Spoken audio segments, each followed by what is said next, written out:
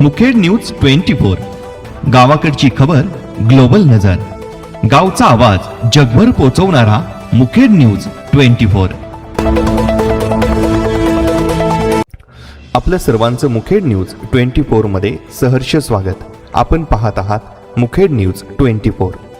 कागदापेक्षा वडाचं झाड महत्त्वाचं सांगणारी अरविंद जगताप यांची कविता चर्चेत। कवी गीतकार अरविंद जगताप यांची पुस्तक दिनासाठी ही कविता सध्या साहित्य वर्तुळात चर्चेत आहे। दैनिक उद्याचा मराठवाडामधील कवितेचा आसपास या सदरात शिवाजी आंबुलगेकर यांनी कवितेचा वेध घेतला आहे। कवितेत कवी कागदासाठी झाड तोडण्याऐवजी वडाचं झाड लावतो आणि त्यालाच आपलं पुस्तक मानतो।